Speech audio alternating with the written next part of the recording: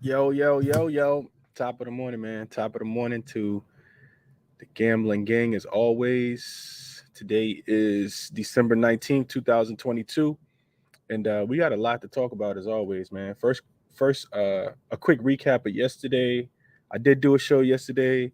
Gave out two plays that I gave out three plays that I was really, really liking. Didn't make one of them official. We did cash yesterday on the Knicks first quarter. Shout out to Emmanuel quickly for hitting a three. I felt like it shouldn't have been that much of a sweat. Pacers and Knicks game was back and forth throughout the whole entire game. Though one team going up by no more than 10, and then the other team coming back and slicing that lead. Really, really good game yesterday. Glad I didn't have a play on the side for the full game because it would have been a big, big sweat. Almost like the first quarter was a big, big sweat. Uh, and then also talked about Marcus Smart assists. I'm not sure how many potential assists Marcus Smart had, but if I had to guess, I would say it was probably at least uh 13, 14, maybe even 15. He finished right on the nose of 7. So the bet didn't cash at 6.5, but you saw Al Horford out there he was out there building a mansion yesterday. I don't want to talk too much about it because the past is the past, and I don't like to go back too far. But uh, extremely, extremely frustrating when you take somebody over 7.5 assists and you see somebody just out there clanking. And it was so bad that they lost the game completely too. Marcus Smart had every chance to get 7.5 assists yesterday. Also talked about the under in that game. Talked about it being in my bet slip, but didn't give it out as official play. The under cashed, easy cash yesterday, under 223 for the Orlando Magic and the Boston Celtics yesterday. Celtics lost 2 games in a row at the crib. Um, and top of the morning to the people in the chat, man. I see you in here, LJ. Good morning, KC. JR Sports. What's up, Brian? Zachariah. Appreciate y'all for sure. Sean. So let's get into today's slate. So like I said, just a 1-and-1 day yesterday. Saturday we did have a really good day. Gave out one live play, which was the Cavs third quarter minus the 2.5 against the shorthanded Dallas Mavericks. They wait until the fourth quarter to turn up. So that didn't cash, but we did sweep the board otherwise. I think I can't remember the 3 plays that I gave out. Of course, I got them written down in my spreadsheet, but swept the board on Saturday minus the live play, of course. But so yeah, trying to it was Anthony Simons over 22.5 points. Blazers first quarter in the bounce back after getting smacked up by the Dallas Mavericks on Friday, and then the Memphis OKC under 228.5. All three of those did cash. The Cavs third quarter minus 2.5 didn't cash. So let's get into shout out to Bash Bros. Let's get into today's card though. We got a few games to talk about. Not a lot that I really really love. I do got to do some more work on some of these games as well. The injury report will also be a factor in a few of these games that I do want to bet but haven't placed a bet in yet. So let's get into today's card, man. First game up I wanted to talk about just a tad bit was this Jazz and the Cavs game. Interesting game, I think. The line in this one opened at the Jazz getting 5.5 points. Since the line opened, you see some money come in on Utah in this. I'm sorry, on the Cavs in this spot. I see. I see it's at 6 pretty much everywhere.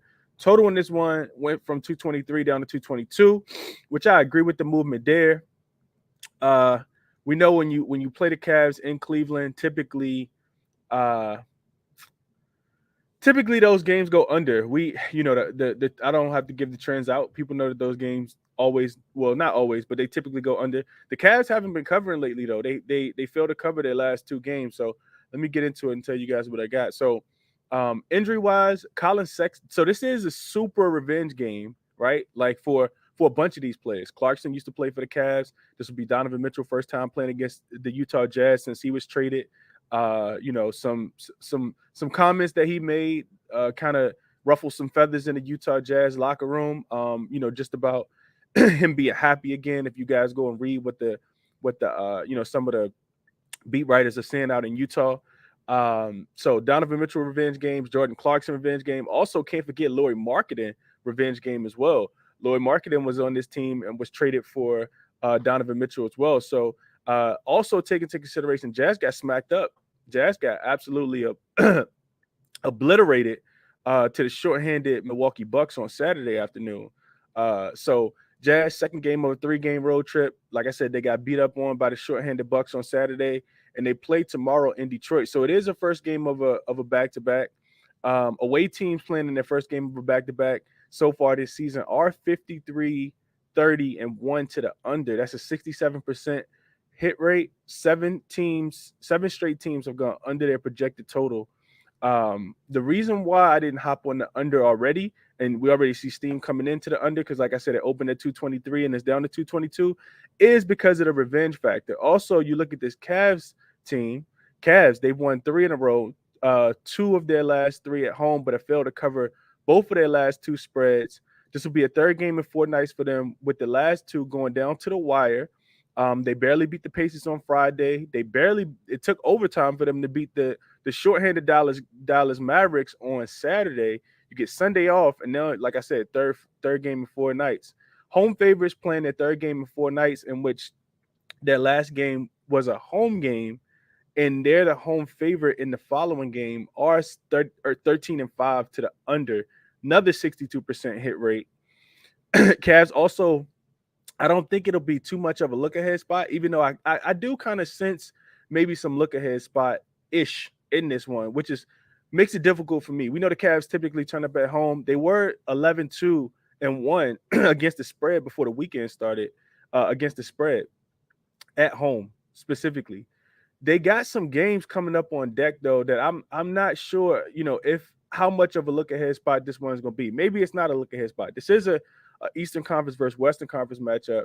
The Cavs play the Milwaukee Bucks on Wednesday at home, and we know how that last one went. They've also I think they've lost to the Mavs twice already so far this year. They also got a revenge game against Toronto. They've lost against Toronto as well, and they play Brooklyn. So 3 really difficult games leading all the way up to after Christmas. Specifically this week though, one reason you don't want to bet against the Cavs is because this is their third straight home game, right? We know the Cavs turn up at home, third straight home game. Like I said, they got the Bucks on deck, which could be a look ahead spot. So I'm gonna stay off the spread in this one. If I had a lean in this one, a free play, I probably would take the Cavs minus the 6, but no official play in this one. I also lean towards the under in this game as well. Moving along. Oh, prop wise, we got to be looking at props in this game, right? I just mentioned all the revenge factors. I think you look at a guy like, of course, you look at Donovan Mitchell. Like I said, his points, he typically scores a lot more at home than he does on the road. You look at the revenge angle, right? He's going to want to give it to his old team, and prove that he's happy out here in, out in Cleveland. And then I also think you look at a guy like Jordan Clarkson. Cavs don't allow a lot of points in the paint, so you will have to score from afar. Lauri Markkanen is definitely, I'm not saying to take all these guys, but Lauri Markkanen revenge game, he's going to want to, score.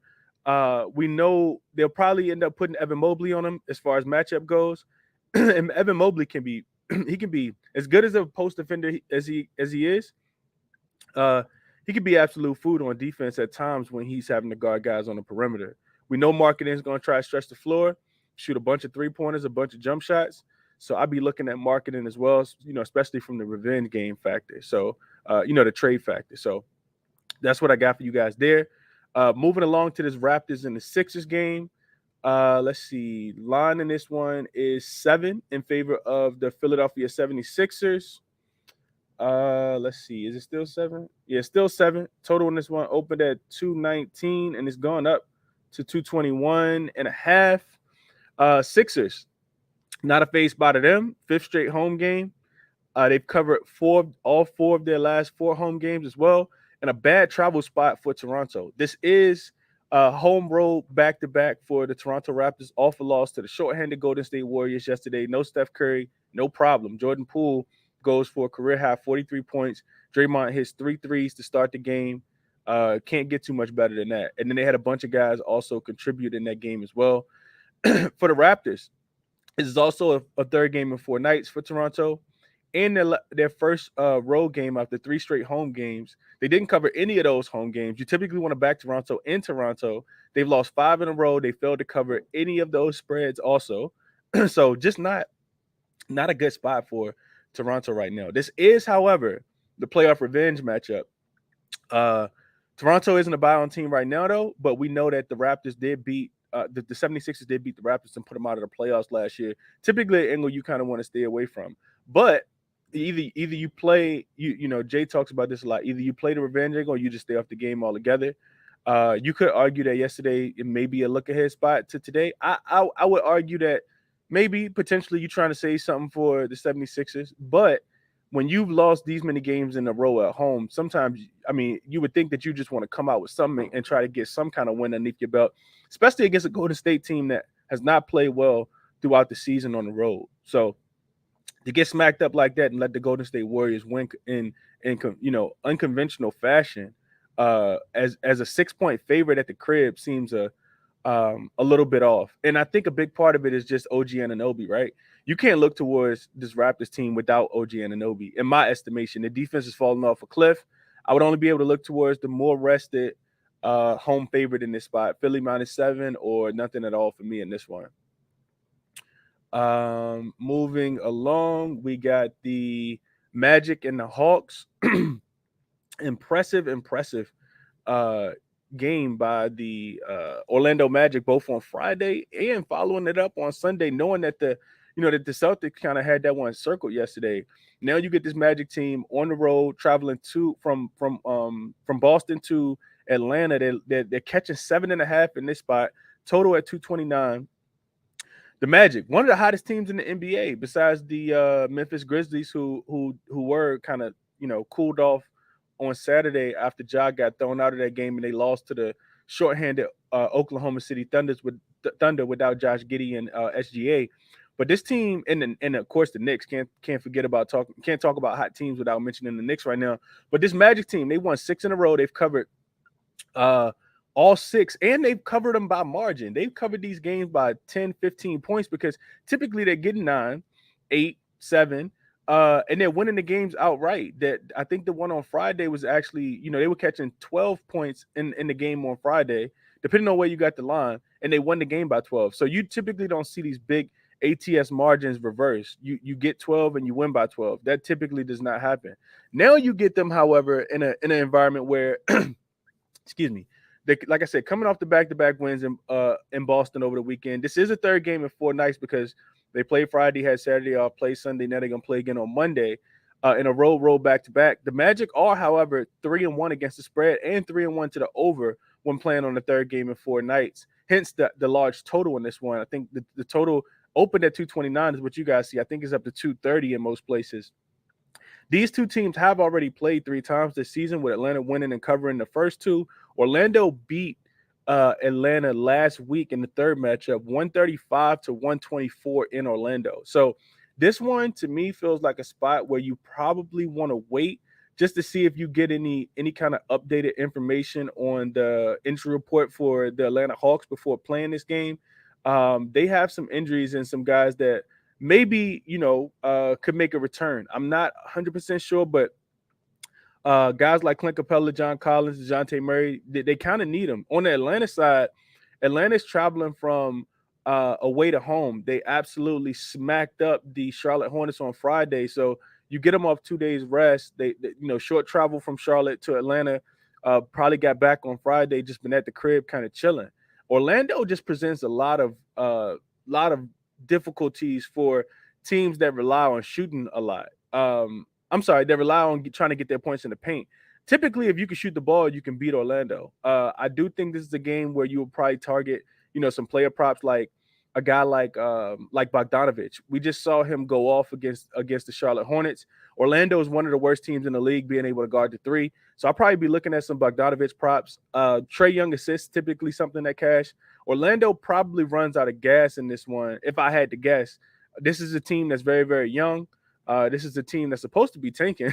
But they're getting impressive wins. And if they are beating, these teams that they played recently, let's see, Orlando, 2 outright wins against Boston, outright win against Atlanta before beating the Boston win, 2 wins against Toronto, and beat the Clippers, barely lost to the Milwaukee Bucks. To me, it kind of feels like or you just take the points with Orlando no matter what. I'm not doing it, but I feel like that's the only way I could kind of play this game. Also, I feel like Atlanta may overlook the Orlando Magic in this spot. I know it's a revenge game, but I mean, Atlanta knows that they're a lot better than this team. Atlanta also has Chicago on deck. Not a real look ahead spot, but those two teams just kind of faced off as well. So that's what I got for you guys there. Let's see. What else want to get into real quick? Blazers and the Thunder.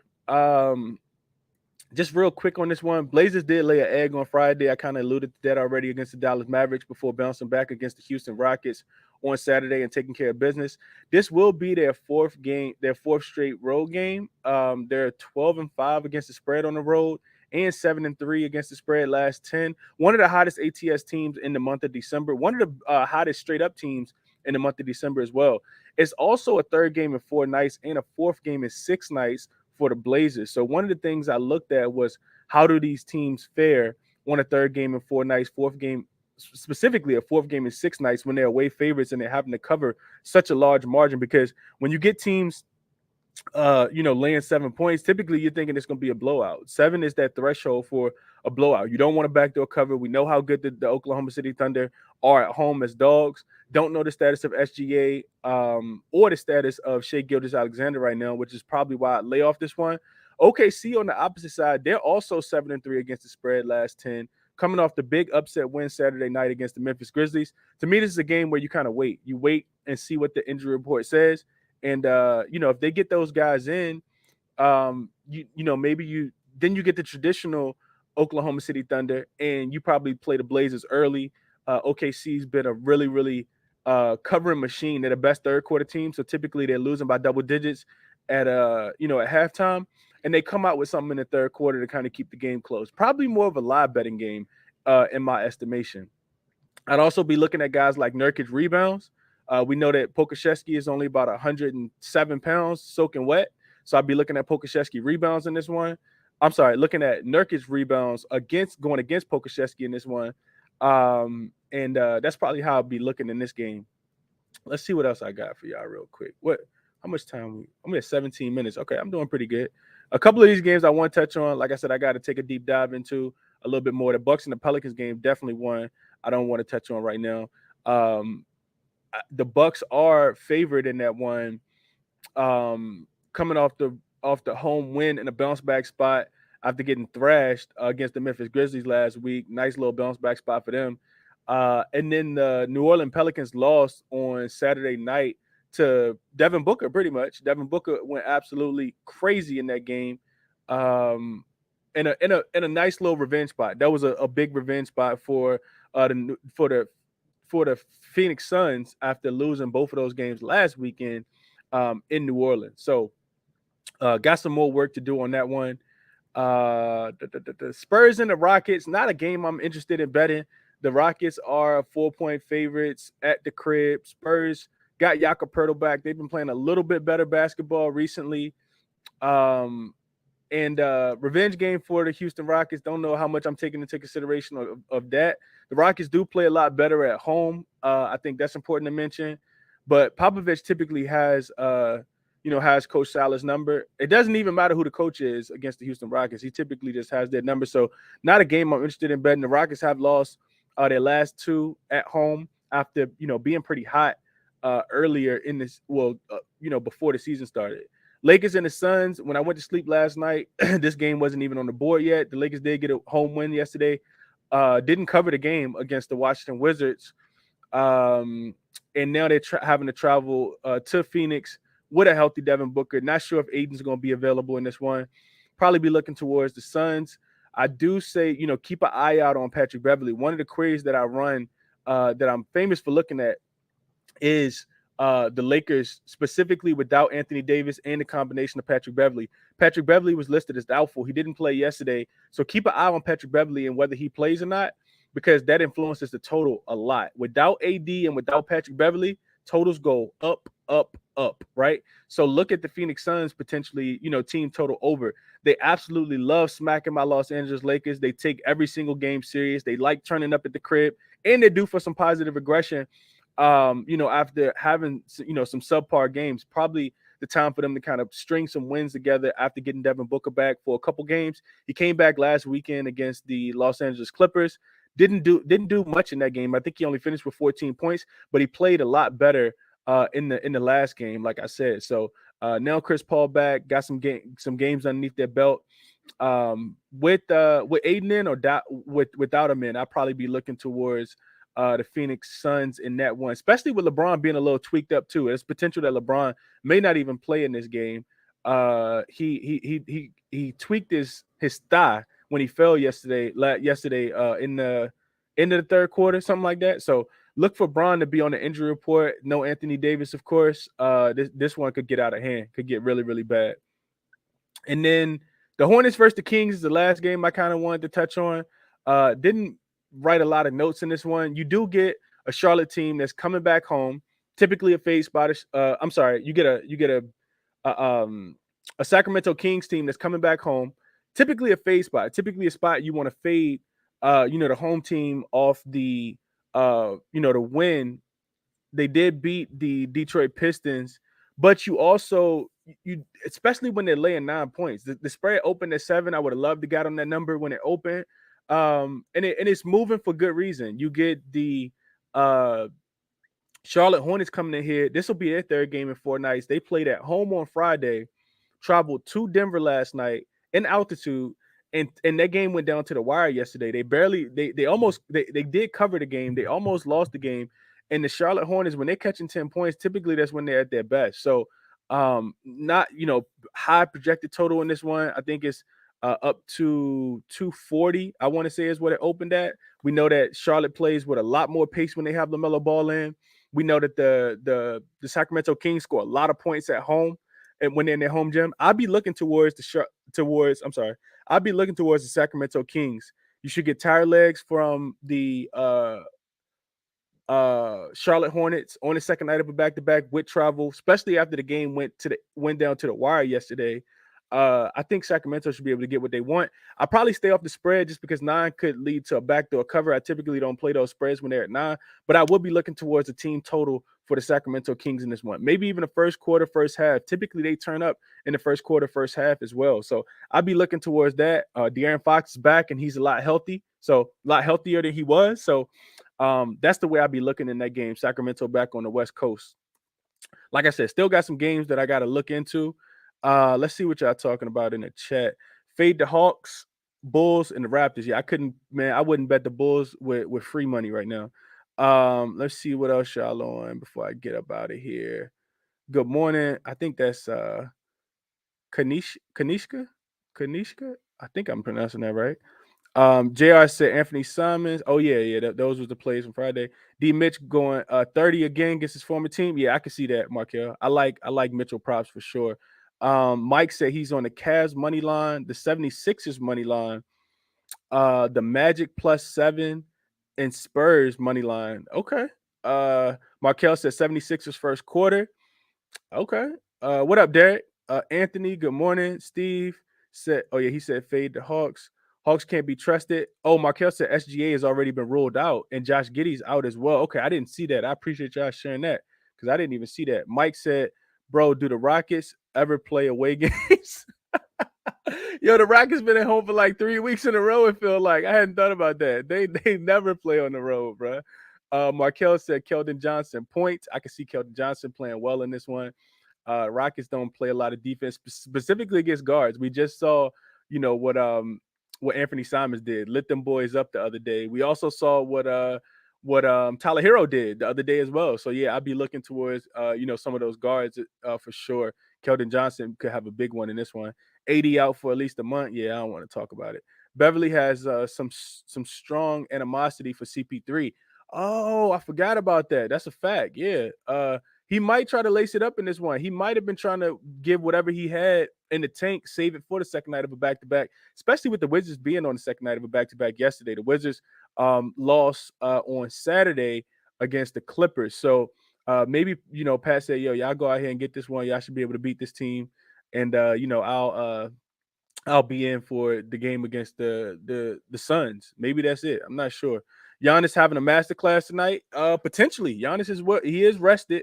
I was looking at his rebounds. Giannis rebounds sitting at 10.5. Didn't play it, but that's in my bet slip right now. Rebounds 10.5. It's a little juiced, but I do think he has to rebound the ball tonight. We know that the Pelicans are one of the better rebounding teams.